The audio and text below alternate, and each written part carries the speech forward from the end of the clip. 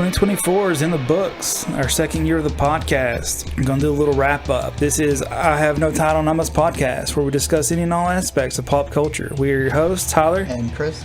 And joining us again, we have our special guest host, Becca. This is kind of a little bit of a housekeeping, so we hope you stay with us anyway, because we want to hear from our listeners, kind of, what you want to hear from us for future topics, or what you liked about this year, or just whatever. But we're going to kind of talk about how this year's been and kind of what we hope for next year in the future. So it's kind of been a up and down year for the podcast. We've had our best videos and we've had some of our worst viewed videos. So still trying to figure that out. One of the first, I think we've already talked about this. One thing I'd like to do, one episode that I'd like to do for next year is like a deep dive on Death Note. Mm-hmm. I would also like to do, we've talked about this, is do maybe even an ongoing thing about role-playing games. I've never done role-playing games until this past year, and now I am part of two ongoing things, which one of them isn't an ongoing thing. It's just kind of a segmented, episodic thing.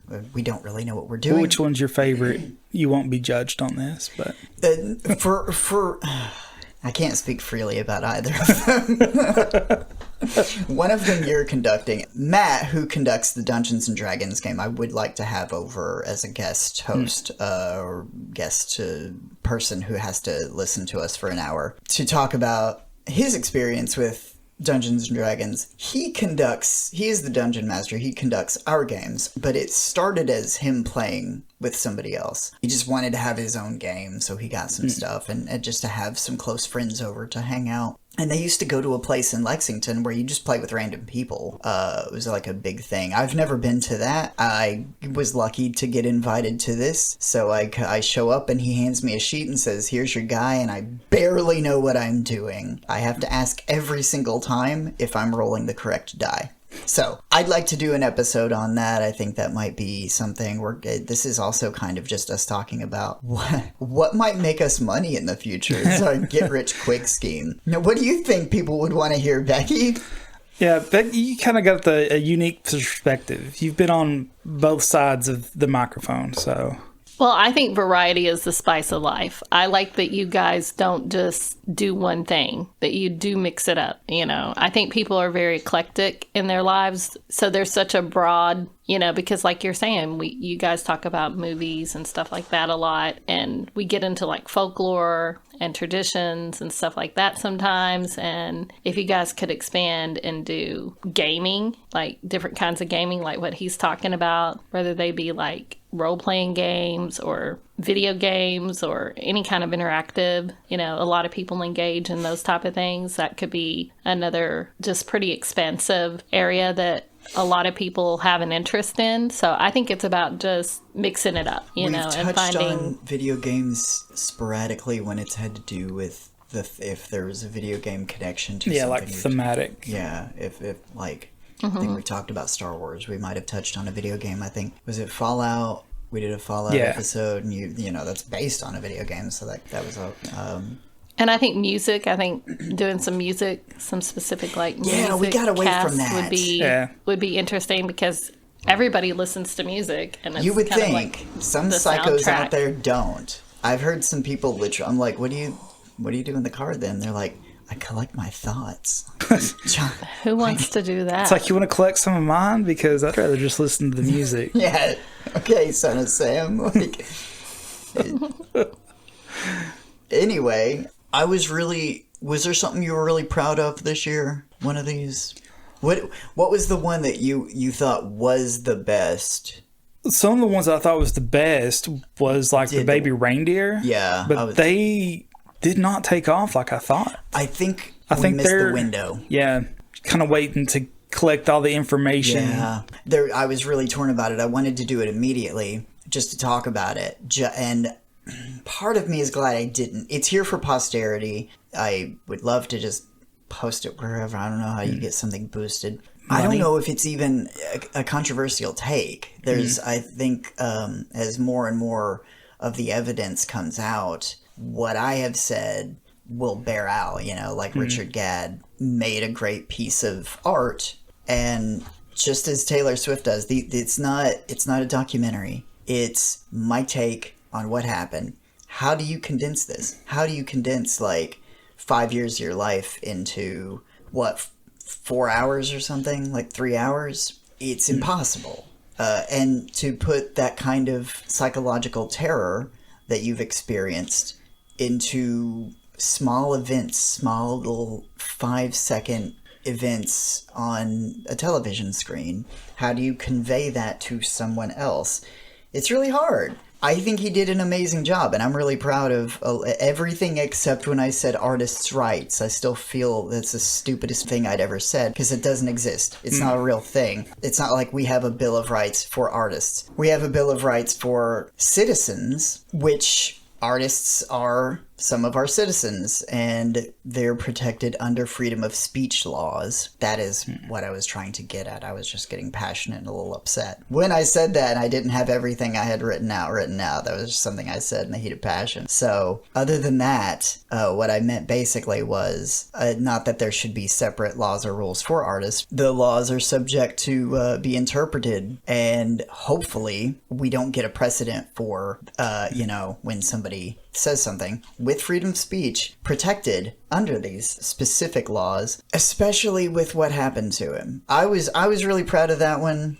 Worked on it for a long time, maybe not long enough, but there's still information coming out. It's kind of died down. It's gotten really quiet, but he continues to win and be nominated for awards. Like, I think there's still, because of award season, I think is coming up, that will still continue to happen well into the spring from when it was released. Yeah, and I don't know the analytics exactly of what was the most popular and what wasn't and stuff, but just from my own personal take, I really enjoyed the deep dives into like particular directors' works and stuff. I find that very interesting because sometimes it will help people get familiar with, like, maybe they know a popular movie by a director, but they may not know the extent of their work or may not take as deep a dive into it. And so I really enjoyed those, when you guys would go into like whichever, like I didn't know as much about Christopher Nolan's films until I listened to the podcast. And so I find those really interesting. And any kind of compilation lists, I think people generally like to, Spotify does your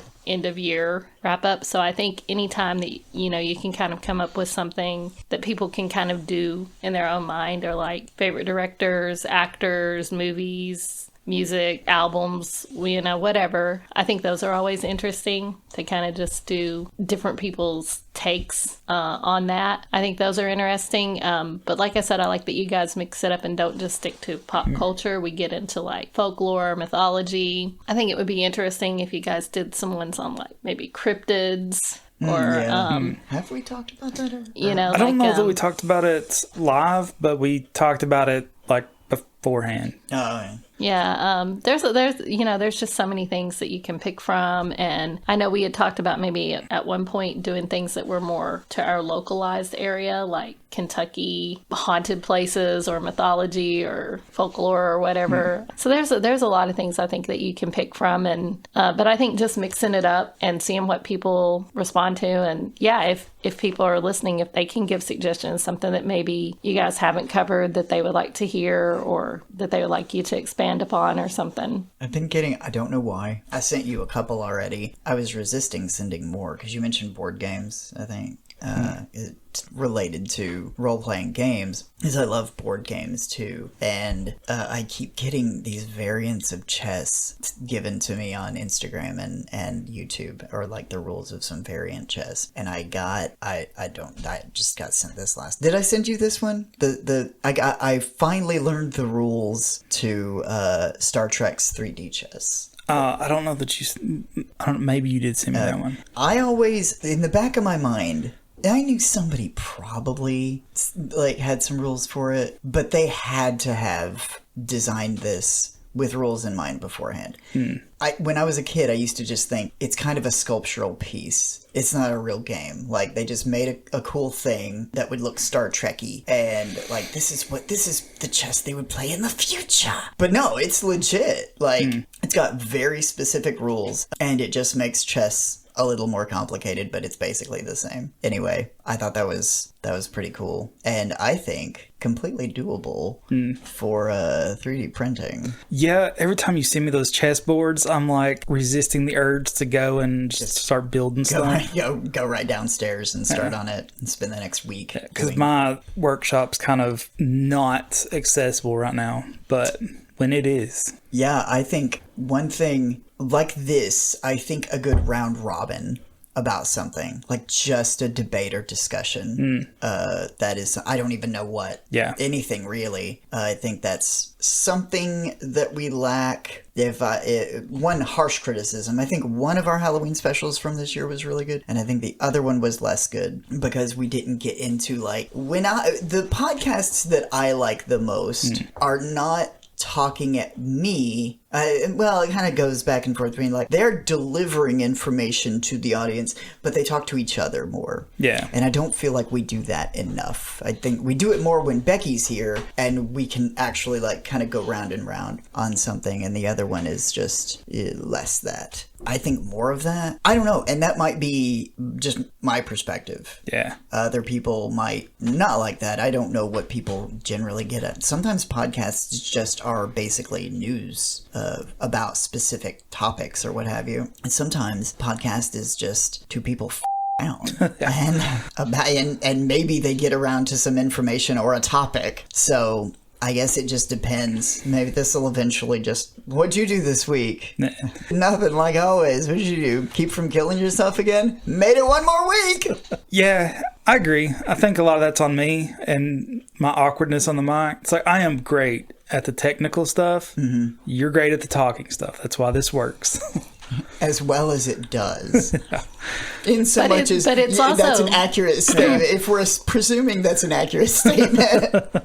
It's so weird to think about, but like I think about the stuff that I watch on YouTube and everything, and there's a particular person that we watch a lot named Mr. Gigi on YouTube, and he does such a variety of things with his channels, because he started out basically doing a lot of like movie reviews and stuff like that, and then he got into like he would do live streams of like games or game reviews, and then he would just start doing like he would have people send him drinks, like cocktail recipes, and he would try them and rank them, like on the show. And then he does a thing where he throws darts and like just lands on a subject and has to talk about it or something, and then he'll have collaborations with people sometimes, and sometimes it'll just be something random and stupid, like just some pop culture thing, or sometimes they'll watch a movie together but they'll predict tropes that will happen in the movie or something, and he's just always mixing it up. But he's very, very popular, and like people will just basically watch anything that he puts out because he's always mixing it up, and he's got a lot of charisma, and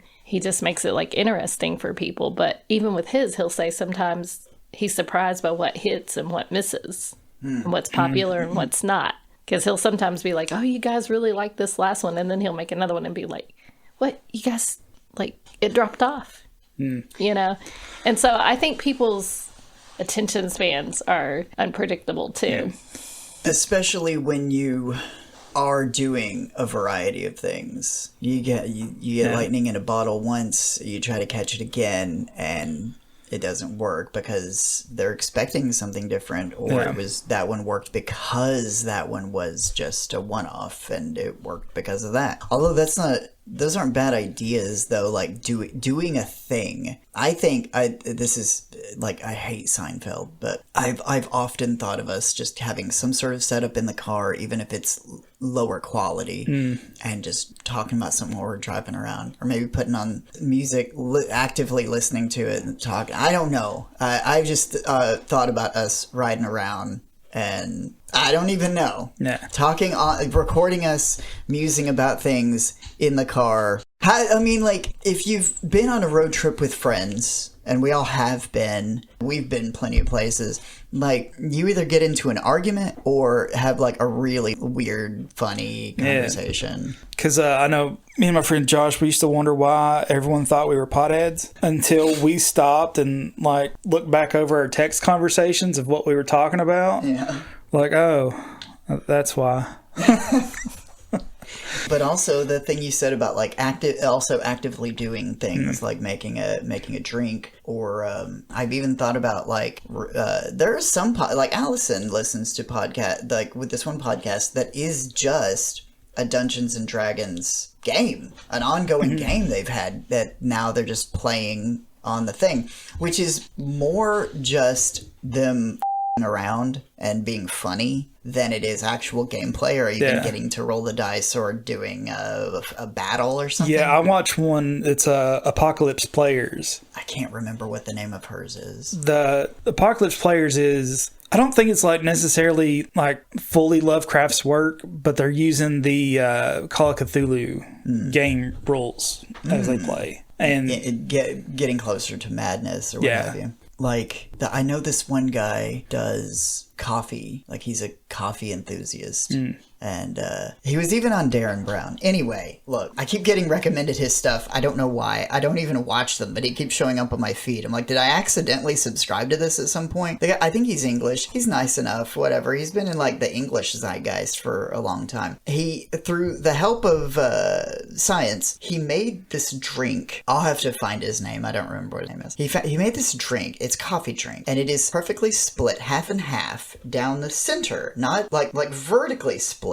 Cold and hot. It is incredibly difficult to make. You have to have like everything has to be perfect, and you have to have like a cardboard or some sort of like insert that's perfectly shaped to the cup you're going to use, to where you pour both things in, you pull it out. And some people have said it's slightly off-putting because the cold coffee has a slightly thicker consistency. And he let some people try it like at this cafe he was at. He did it himself. He said initially when he made it, it was awful because you like the way that you're doing one or the other. I can't remember. You're essentially burning the coffee. So one of the sides is just tastes bad, and the other one is thick. So it took a lot of trial and error. But he had this idea in his head to like mix consistencies in your brain to like you're basically tasting the same thing, but the hot and cold does something to you, and it's like a completely unique experience. Like when you put Pop Rocks into anything else that you're eating, like ice cream or a cookie or something. It's like you're creating a new textural culinary experience. Anyway, I just thought that was cool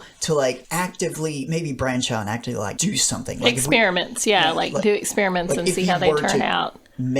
I know you like to, I don't know if you'd call yourself a mixologist or anything, but you enjoy, when we come over, you enjoy making drinks and mixing drinks and making drinks for people. I don't know if that would be a thing you'd want to do like on the show. I don't really drink anymore, and I'm just having a look around to see what we got. Like there's that mix of pills over there we were just talking about. It's an unlabeled urine container. Oh no, that's a pharmaceutical orange bottle. Never mind. But there's the pills in it. Every single one is different, and it's half full. Like, did you go to Canada last week?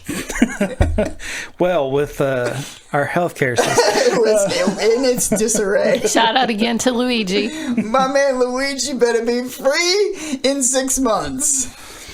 All right. But no, I think there is a bit of a double-edged sword, because I do know podcasters that stay on one theme. And I think the most common one is like true crime and stuff like that. There's so many podcasts and YouTube channels and stuff that are just true crime or, and I follow ones that are about paranormal and ones that are debunking paranormal and all of that. But I think you run the risk of oversaturation and of repetitive if you try to stay on one theme. But when you're constantly mixing it up and experimenting, which I love the mad scientist approach to pretty much everything in life. I both love and hate chaos. But I think that's also a double-edged sword, because sometimes you get that magic in the bottle, and then sometimes you think something's really going to hit and it doesn't. So yeah, and specifically on YouTube, you have people who stay within a certain theme. They have like kind of who they are. I was looking at, I just got recommended and I turned it on. Unfortunately, she has not posted in 4 years, but it was a Black Lodge Twin Peaks themed cherry pie cooking tutorial, I guess. But her whole thing, it was the quality of the video. She was wearing a Double R Diner outfit. Her whole kitchen was decked out like from Twin Peaks. She had the music going. Once the pie was ready, she took it into the Red Room, where she saw herself as a doppelganger, and did this whole scene like straight out of Twin Peaks. And then I was like, Allison was just listening to this like, what are you watching? Is it just a pie tutorial? And then it turns into this other thing. And I was like, this is crazy. And it's so good. Like the quality on it, it had a slightly TV like the video quality, because I think it was like from 8 years ago. So the video quality wasn't the best, but that made it more authentic. It made it feel more like 90s because everything else was perfect. The special effects, the acting, the editing. It was The Homicidal Homemaker.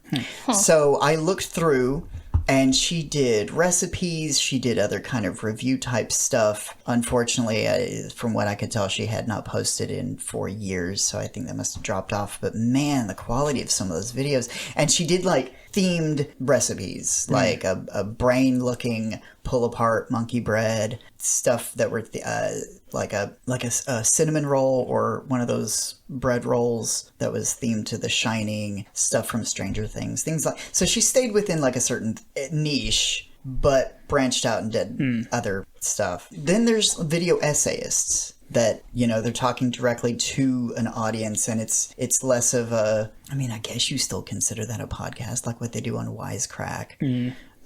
Jared, who quit Wisecrack to just do his own channel. Which Wisecrack was his own channel. Yeah, I don't understand people. Sometimes the Lisa Simpsons of the world can be too smart for their own good. But whatever. I guess the constraints of the box of his own building became too heavy for him to carry, so he gave it to somebody else and then did it different, his own thing, which is just his name. Why build name recognition if you're not gonna, like, bring back the guy that does Thug Notes, okay? Then, wherever he is, that was the best thing. he might have his own YouTube channel now. Does he still do Thug Notes? I think he does something similar. Oh. I'm not 100% sure on that, though. They were short, concise, which I could have stood with them being like 30 minutes each. Yeah. They were so good, which that would be exhausting for him because I've seen him normally and that's not who he is. But two of my favorite podcasts that I stayed pretty consistent with were The Weekly Planet, these two guys from Australia, who clearly, if you listen to them any at all, and they have no reference to how long they've known each other, you easily get these guys have a rapport, like they've known each other a good 15, 20 years. Then if you ever catch an episode where they actually do talk about how long they've known each other, you see why. You see, like, oh, okay, that's where that comes from. That's why they sound the way they do, why they interact with each other the way they do. Mark Maron, he's slid into this uniform, kind of his own cookie cutter thing. He has to keep it pretty tight. But he used to go like hour and a half or 2 hours, or sometimes he'd do multiple interviews and they'd be a little shorter. His work on Carlos Mencia, I think, was actually pretty good because he actually called him back for another go around because he felt like he was jerked around a bit, which I think that's really good, a good basis of information. If anybody wanted to get to the bottom of the Carlos Mencia debacle, there's some really great interviews out there, and some of them are kind of bland, but that's sometimes depending on who he's got there. Yeah, that's one thing I want to do more of, is the interviews. We got to do one this year, and it's kind of exhausted my contacts, but...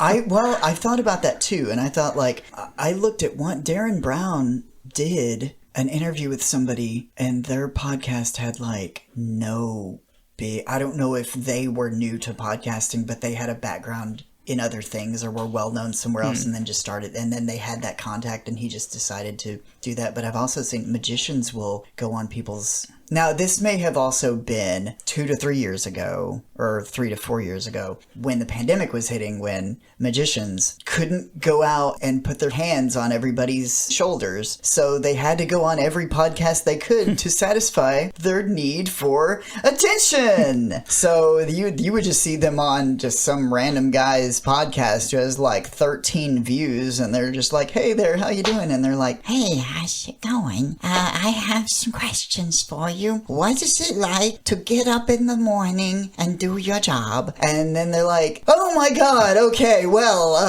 I've clearly failed on some life decisions, and the first one was becoming a magician. But here we are, so let's carry on with the day. So yeah, I didn't mean to segue that, because I was gonna, like, magic is a big thing for me. I keep bringing it up on the podcast, and I don't think recently, and there's some other things tangentially related to magic that I would also like to talk about at some point. I know you at least have a passing interest. I never can, like, Tyler's a bit of a sphinx. You can ask him a question and he'll give you an answer, but you're never really sure where he's coming at her from. I know you've dabbled a little bit, and even when I first started talking about magic, like, to you, and we would just meet up for coffee, and I'd say, like, here, I got a few things I wanted to show you.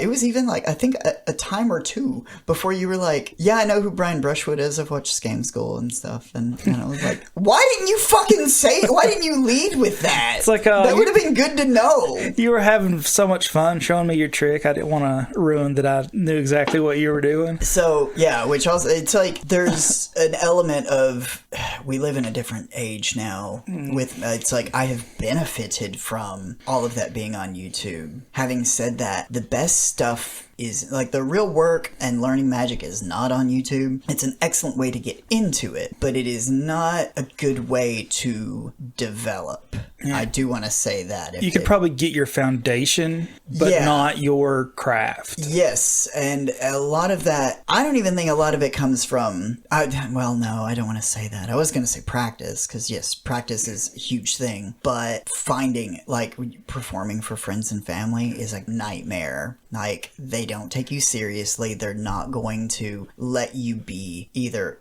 whether you're going to be a little weird or you're going to be a little more professional, a little, because they've seen you in your pajamas.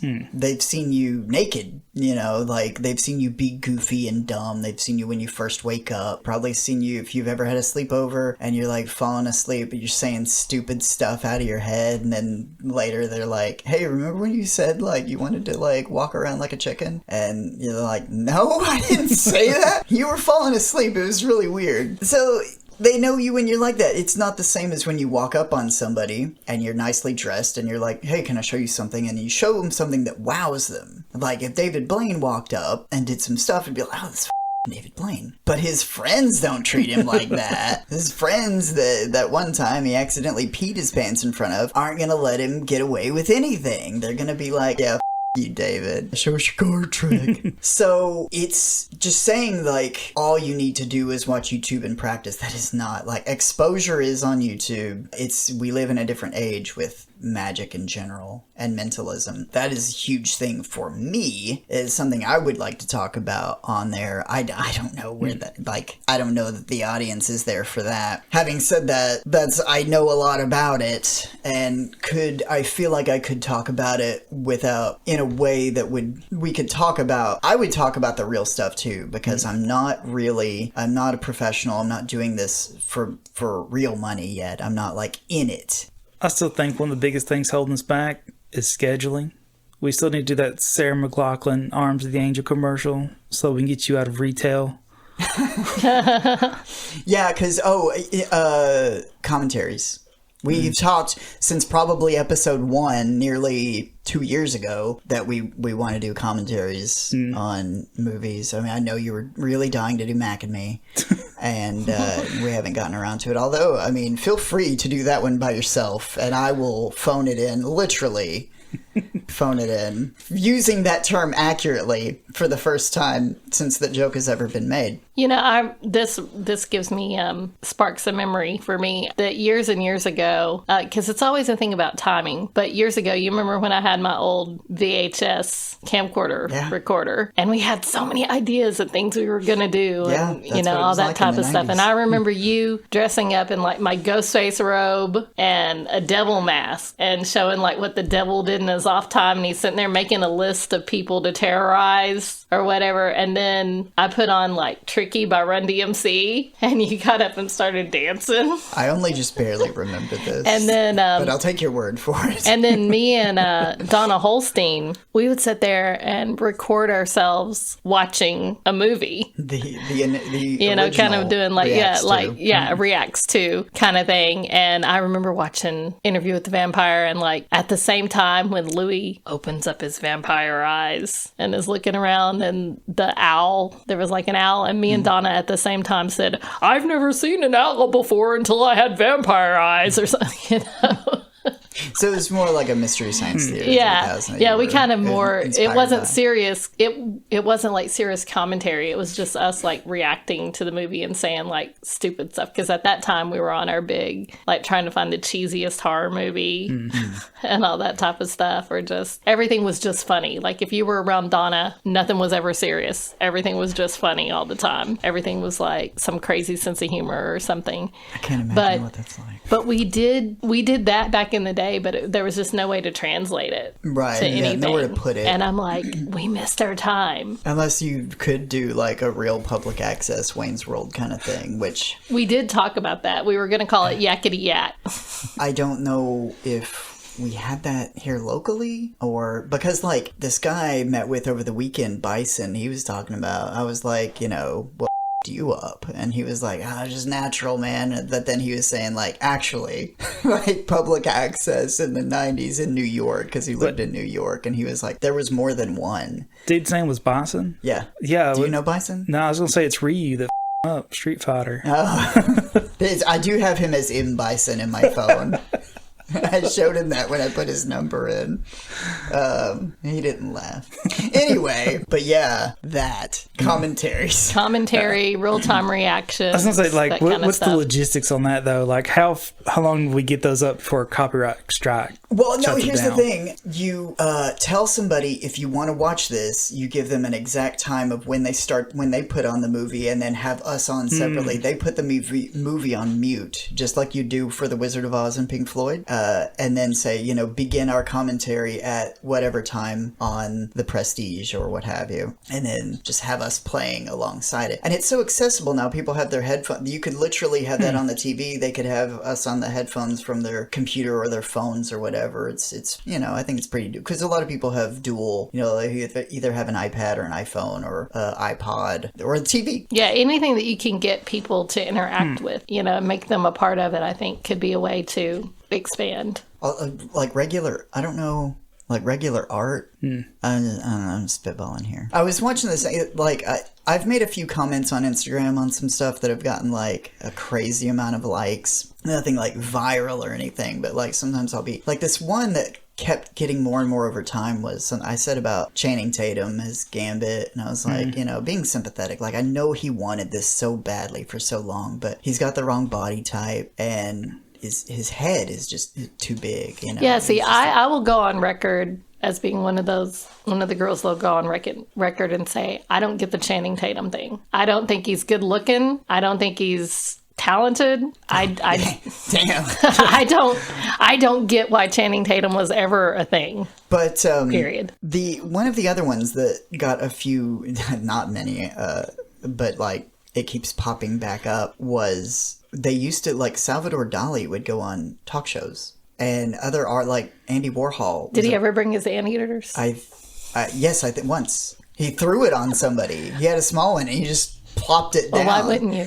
Because he was crazy. And Andy Warhol went on things. Jean-Michel Basquiat got interviewed. Like, visual artists, what we think of as art, like now they call musicians artists, like actors, whatever. But like painters or artists of some visual media that is not film related were taken more seriously. And now we have but I guess they also had to become some sort of public figure on top of that. I don't know. But they are now largely ignored unless they do something like Banksy that's, it's like performance art through the act of subversion, because he's doing graffiti, it's also a political statement, and he's also anonymous unless you just look him up. But I think society declines as it moves away from its respect for art, and it's definitely what we've done. When I think about, Pablo Picasso used to do interviews. Like, we used to have these people, like, when you think about that, it wasn't that long ago, like last century, but like within 50 years, we went from having these people on Dick Cavett, The Tonight Show, to like now, who do we have on? I don't even know. I haven't watched a... Yeah, I blame the CIA for making Jackson Pollock famous. Go on. Like, for real, have you heard that? No, I don't think I have. Because, like, we learned about Jackson Pollock in school, and, like, we were talking when it's like, I can't do that. Why is this guy famous? Yeah. Yeah, that's why. The CIA found this guy. He really did do all this stuff, like, on his own. Like, they didn't force him. But, like, nobody liked him. He was an asshole. Mm-hmm. And so the CIA, like, shines the spotlight on him so that the Russians are like, what is the deal with this? And just to with the Russians. So it was a psyop? Yeah. To, like, promote this crazy... And now we have to learn about it in art class. Is that in the movie that Ed Harris played him in? I have no idea. I guess I don't know if I've seen that all the way Yeah, through. I don't think I ever watched it. That's an interesting story. Also something that maybe would be on stuff they don't want you to know. I think nothing proves Warhol's 15 Minutes of Fame thing more than the Hawk Tuah girl, though.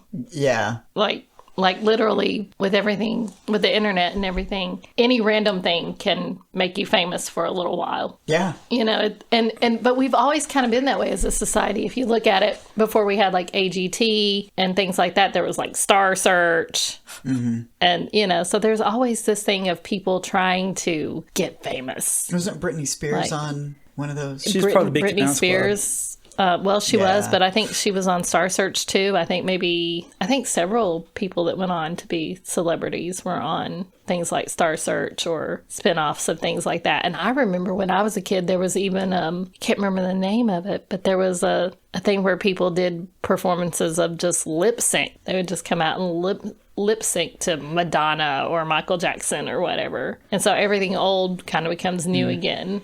Yeah. I was going to say, you still do that too, but you have to hang out with James Corden. But yeah. And now we have the Masked Singer, where they wear big animal masks or some other thing. I don't know. So yeah, the Hawk Tuah girl was real weird. I mean, not that it's a phenomenon. It kind of is, but it's a recurring thing. We've seen it happen over and over again. I like turtles. Something like that. Except if the I Like Turtles kid realized what happened and started a podcast immediately and merchandised it immediately and made as much money as he could. And then ripped people off in a crypto scam. Over person who actually filmed it and never having them on the podcast.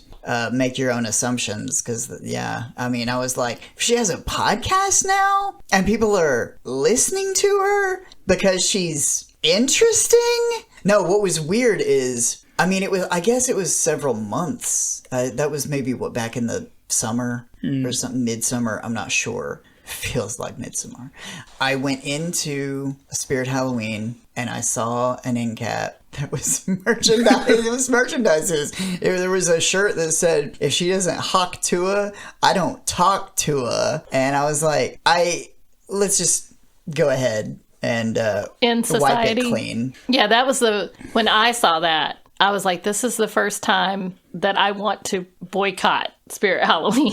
It is just strange. They got to make money the same way everybody else does. But again, that kind of goes in with what we're talking about you never know what's going to hit with people. Like most random. That also made me wonder, was that her merchandise or was that just somebody who had an idea that was like, oh, I'm going to run with that, and it wasn't even her? I don't know, because because I don't know, because Spirit Halloween has all those weird things of like they can't call certain costumes like it'll be Juice Demon. Yeah, I was actually thinking Beetlejuice. Yeah, that's the one I always think of is Juice Demon. Or political person, and that's any of them. Like talk show host president. Is that a real one? Oh, it's just real. Never mind. Anyway, We should do a hour-long hunger strike for the release of my man Luigi up in the Hooskow for something he did not do. Anyway, moving on. I don't know. What was I feel like we had a rocky start to the year. Actually, our first video did pretty good. Okay. Then we had some middling videos. Then we did really well with our art versus artist. Oh. I think that is not only our highest viewed this year, but our highest viewed like total. I'll have to re-listen to that sometime. And it might even be our most liked video also.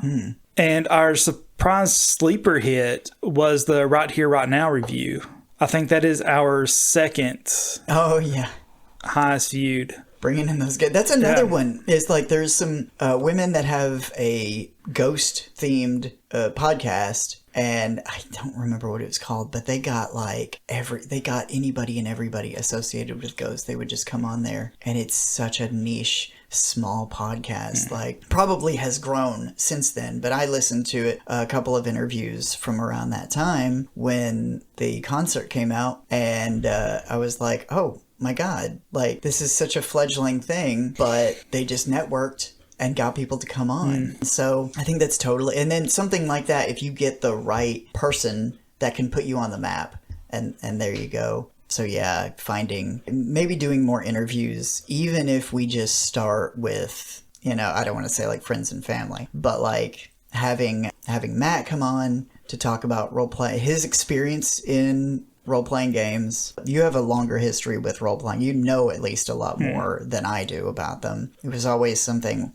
people would talk about, but we'd never do. Maybe they did. But I think trying to get somebody to come on... The thing that I was mentioning that was tangential to magic is hypnosis. This is something that I've been obsessed with kind of my whole life. Either experiencing it, learning it, what have you. I'm not going to tell it right now. I would save this for the actual, if we did an episode. And if we did a hypnosis episode, I would want it to just be hypnosis. Like not have anything to do with magic, keep it separate. Even though they are largely interconnected. A lot of magicians learn hypnosis to have it be part of their act or their show. Some of them even have a side hustle just for helping people. Just like, you want to quit smoking, you want to be more confident or whatever. But I did begin to learn that several years ago. I kind of trailed off because I had a lot of dead ends in learning it and practicing it. However, over the weekend, I met somebody who he's from England, and he did hypnosis, and because the laws are different in certain things, certain training doesn't translate over here. Just like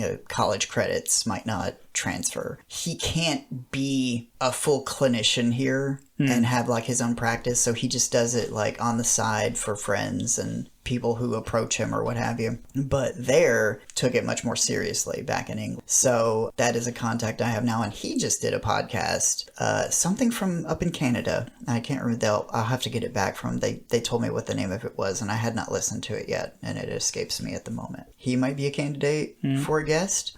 Super nice guy. So, and his wife was super nice too. I assume they're married. They might not be. So there's that. Oh, the Superman episode. I was really proud of the Superman episode.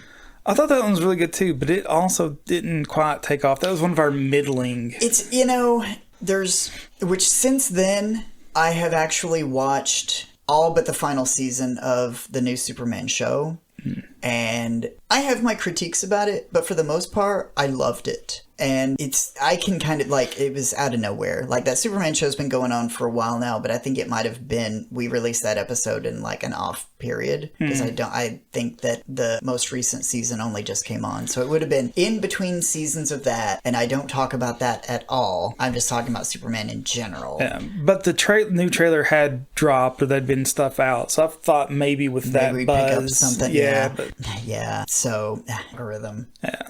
Everyone's arch nemesis. I also think that the Acolyte kind of killed our Star Wars stuff this year. I think it killed a lot of Star Wars, not just ours. Having said that, you have not, but I have watched the first episode of Skeleton Crew. This is yet again another thing that, not asking for it, but I didn't even think it looked good. But I love Jude Law. So I was like, well, you know, I may as well check this out. I waited to watch The Acolyte, and I was pretty disappointed with a fair amount of how that was put together. There was some good aspects, and a lot of it was just disappointing. Skeleton Crew, though, really good so far. I'm just saying, like, when you check it out, I think by I don't know how many episodes there's going to be. There's 3 right now. I've only watched the first one. Might get back to that at the beginning of the year. I think that might be worth doing a review on. So hopefully it's like our political system. Like this pit and the pendulum, like it swings wildly back and forth, just like with Russian politics. There's a song actually that every other Russian leader is either bald or has hair. I know. I'll find this. I heard it on NPR like 15 or 20 years ago, and then I thought of it one day and I was like, I wonder if I could find that, and I did. I was actually able to find it, and it's pretty funny. It goes through all these political leaders from like decades back, and they revert back and forth from like having hair or being bald back and forth without fail. And I think it's also like their political leanings revert too, which it's the same here. So you have like dumb guy, smart guy, and, you know, like conservative, liberal, conservative, liberal. It swings back and forth, and you don't have, whenever you get too much of one, like say there's, you know, what, Reagan, Bush, then we get Clinton for 2, Bush, Obama, Trump, Biden, Trump, you know, it's all written by the Illuminati. It doesn't matter. Back and forth. We could also do an Illuminati episode. I think they are on high alert this week. Or talk about Mel Gibson saying Christopher Walken was the chief Satanist and runs Hollywood. What? See, I'm getting cursed right now. I'm not supposed to expose that secret, apparently. But no, apparently Becky's sleeper cell apparently in November. Oh, she's about to kill us all. She's Winter Soldierized. But no, apparently there was I saw some clip where Mel Gibson was talking about that he was supposed to do a project with Christopher Walken, and they met at like some party or something, and he was saying that Christopher Walken glided to him, like didn't walk like a normal person. He glided towards him and was trying to do something with his eyes. And while they were having the conversation, he was getting a very off-putting vibe from him. And then he said there was a big digital clock like across the street or something, and it malfunctioned. Now this is Mel Gibson's story, and it malfunctioned and said 666. I've never heard this story. And Christopher Walken, Mel Gibson said it, like leaned in and was like, "That's my number." First of all, I want to say I fully believe this entire story. That's just Christopher Walken, though. Like, you guys never seen Christopher Walken? Like, I thought as a Hollywood insider, like, Mel Gibson, he maybe would have heard of Christopher Walken. You believe that guy can't glide? You never seen that Fatboy Slim video? Okay, whatever. No special effects on Christopher Walken. No, not like. Yeah, but what would happen if Christopher Walken battled Willem Dafoe? I hope that never happens. Because the apocalypse? That would be like when Thor fought the serpent, whose name is just... my mind is shut down on that. It's another one of those. The Midgard serpent. Yeah, I think that's all it's called. Jormungand? Like in mythology? Yeah. Like real mythology. Okay. Yeah. Actual mythology, and the horse is Sleipnir. And then there's the serpent. Then there's Fenrir, the wolf. These are all Loki's offspring. I would be okay with it if it were a dance battle. If between, not the snake, but Willem Dafoe and Christopher Walken. The snake versus Thor in a dance-off. Jay Moore had... Well, Star-Lord would just bust in and win that. Jay Moore had I think it was Jay Moore, said he worked with Chris Walken on something, and he was trying to make a good impression with him. And you have to do the line. You have to do the line from the Dead Zone now. Somebody made a video about that. Like, so many people were talking about, like, that specific scene. And I was like, yes, that was the one scene when we were watching The Dead Zone. with Chris Walken, not the TV show one, when he gets to he has this vision in the Dead Zone is this movie. It was movie based on a book by Stephen King about this guy who suffers an accident, ends up in a coma, comes out of the coma, and now he can kind of see the future. If he touches you or a thing, he can get a glimpse of the future or the past. And that's basically it. And it's this guy trying to put his life back together, but he is also burdened with this knowledge and he has to prevent these terrible things from happening. And of course, all of Stephen King's literature is based somewhere in New England. So it's in the winter and there's this frozen lake and it never thaws early. The kids can always ice skate on it. I think they play hockey, actually. And this year, he knows that they're going to fall in. And he's trying to get them to not go out there and play their game. And they're like, "What? You're stupid, whatever. This lake stays frozen till at least like March or April." And he takes his cane, because he's still been injured, so he's been walking with a cane. He swings it at this vase next to him, or vase, if you're pretentious, and is like, "The ice is gonna break!" And that's not the best Chris Walken. But I had them stop the movie, and I was like, that was the greatest line delivery I've seen in my life. And wouldn't shut up about it for a really long time after that. So much so Becky remembers that. But that's the thing is like so many people like that was so impactful that one scene. Chris Walken, I think one of his Saturday Night Lives was banned, or at least segments from it, because of inappropriateness, because he just got bored and wanted to do crazy weird stuff. Was that Colonel Angus? Yeah, no, I think that one's one that might one's got to play it, yeah. But no, I think he just started rubbing himself on furniture in one segment. I don't even think I've ever seen this. Somebody just described it, and it sounded made up until you realize, like, oh, right. Chris Walken. Although there's one Pat episode that I cannot find it, but he jumps out a window at the end of it, and Man, woman, I cannot deal with this quandary any longer. Yeah.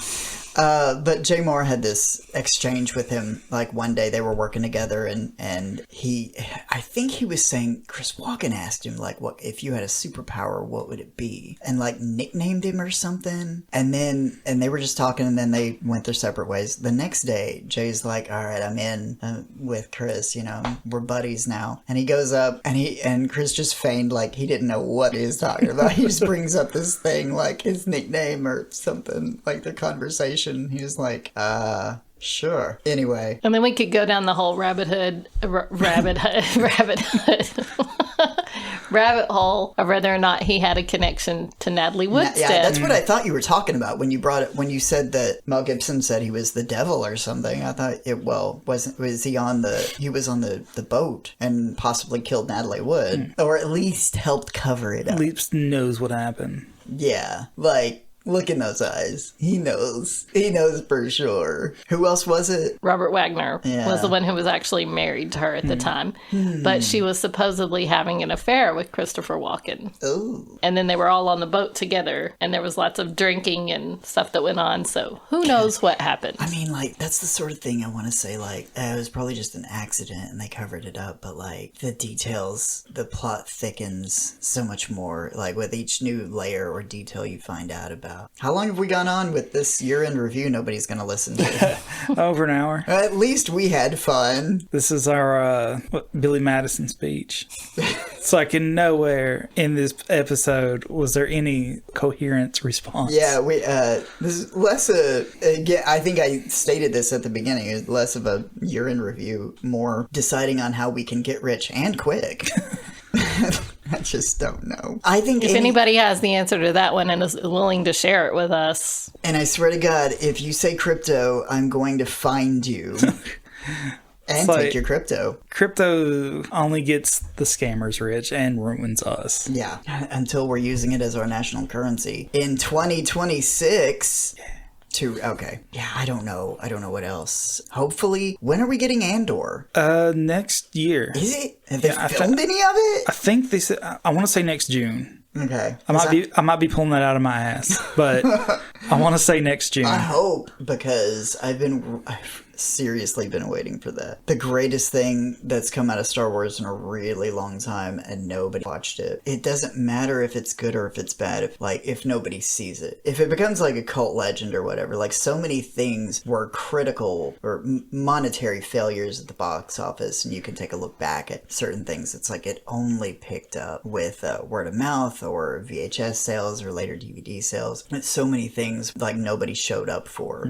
And so yeah, I think though, also on that note, Dogma is about like the rights have... Yeah, he's got him back. Yeah, so like he's gonna tour it, I think. That might... I don't know if that's on the books yet, but he's definitely talked about it, if it's not already on the books, of him taking it out, having viewings, and then doing talks before and after or something along those lines. I'd love to attend if he ever comes anywhere near, or if not, just to see it in theaters, because I never did. If not, we'll just have our own personal watching. And yeah, that's another one. That'd be a good candidate for commentary. Skeleton Crew, deep dive on Death Note. That's a big one for me. I'm going to read it. I got the first book, well, technically the first two combined into one, and which it's really just added details. I think the anime stays relatively true to it. However, I have a pretty controversial opinion about one of the movies. I'm going to save that if anybody's actually... It's like, spoiler, he loved the American version. Yeah, spoiler, you! Don't you dare put those words in my mouth. Now, Lakeith Stanfield, I do love Lakeith Stanfield, and I think he did okay in this for what he was given to do. There's a few scenes that it's like, God, he just walked right into his house and just jumped up on the chair and was like, give me the book. I did watch it. I did not like it. It tried to be Final Destination mixed with like any random really bad 90s slasher / horror film. If you make they just did not know what to... It's like, it's right there. There's 37 episodes. That's it. The anime. You got it right there. Yeah. Just condense it down. Do what The Grudge did. They're like, oh, we couldn't have him be Light Yagami because he's a white kid. Have one Japanese kid from Japan in America, like they did with Sarah Michelle Gellar in the American version of The Grudge. They're just like, let's just change one thing about making the American version of The Grudge. We'll just choose a white blonde girl and just set her in Japan and remake the movie. They could have done that. His name's Light Yagami. How do we make that make sense? He's Japanese. Japanese people still exist in this world, right? Maybe. And then when it's like, I'm Kira, then when they're like, I wonder who the killer is. Could it be the one Japanese kid in school? And then he does have to be a genius to get away with it for a while. Anyway, I do love Death Note. I absolutely love Death Note. I love the concept. I love most of the executions. When we do talk about it, I want to get this out of the way. I want to talk about that American movie first and spend like maybe 3 or 4 minutes on it at the beginning to dog shit on it and then get it out of the way and say, or maybe just talk about our love for Death Note in general at first, and then say, we have to get this out of the way obligatorily. The American version sucks. Don't even watch it. Don't watch it. Click on it. Watch 1 minute of it to hit double thumbs down on Netflix to show them how much it sucks that you spent the time to go do this. Click away from it and write those writers an angry letter. How did you do this? You were given a masterpiece. The script's right there. They wrote it for you, and then you decided it up anyway. And I don't even know what else. There's the Superman movie, or to do. Hopefully it's good. I hope. Maybe get to the theaters in general more often, do more reviews. Yeah, there hasn't been anything really like that good recently. Like, we had Beetlejuice, and I had mixed feelings about Beetlejuice, and I'd wanted to go back and rewatch it while it was still in theater, because everybody else seemed to really like it, and I was a little disappointed. Not to say that I thought it was bad, I just did not love it the way I'd anticipated that I was going to love it, which you can't go home again. It's so far removed from the original, and the people, well, the main person whose brainchild it was, such a different person, and I don't think it were the same writers. So what I was expecting, that's my own personal problem. I go into these things and I think to myself, too much. I think too much. I'm always thinking. But I have it written in my head and I know exactly what I want, and I go in with these expectations, and then they're like, here's literally anything else, and I'm like, oh, it sucks. That sucked. That's not what I wanted, and I can't just be happy with it. Whereas if I go into it just objectively, like, okay, just give me what you're gonna give me, this is good. It's good, and it can even be great, which is why I needed to give that a rewatch, because I feel like I misjudged it. That's why I had no expectations with Andor, and it was amazing. Season 2, I'm gonna do that with, I hope I don't do that with it. I'm trying not to think. There is something. Luthen, I think I've been pretty vocal about this. I think he's a Jedi, and he better be. And I'm okay with him if it's a kind of a two-part thing, like first season, second season, and they're not doing anything more with Andor, or at least with Luthen, if they kill him at the end of this. But it's got to be a blaze of glory, awesome, badass, takes everybody down with him, most likely like a heroic sacrifice thing where he's got to let some people get away. Anyway, any other specific things that we could definitely do, like that's coming up next year that we definitely know? I don't know what Marvel has in store. I haven't been keeping up with that, other than this Doomsday is not next year, is it? Is it 2026? I'm not sure. Yeah, I am looking forward to that. What's the one with Robert Downey Jr.? No, their version of like Suicide Squad almost. Oh, Thunderbolts. Thunderbolts. Oh, the Thunderbolts. I think that's Valentine's Day. I think that's actually. Well, you know, that. I will be down for that one because Florence Pugh. Yeah. So, you know, that's all you gotta say. I will go to the movie if Florence Pugh is in it. This one looks like it might be good. I'm not a huge fan of the concept of it, but it's a pretty popular thing in comics and for people in general. Take a bunch of villains and put them together. Something else I think is coming next year. I've said several times it's pushing for the Howling Commandos. Not getting the Howling Commandos. DC is putting out an animated Creature Commandos, which is their version of that. I think next year. Yeah, James Gunn has been posting about that a fair bit, and I think he's got his hands on that too. I don't know by how much. I think we're also getting a Peacemaker season 2. Yeah, and I think that Creature Commandos might be canon to the rest of James Gunn's live action. I don't quote me on that, but I think that might be the case. So I did not watch. Is that the one with John Cena? Yeah. I've seen a bunch of clips from that, and it actually looks like pretty funny. It's one of those, I'm like, this is going to be stupid.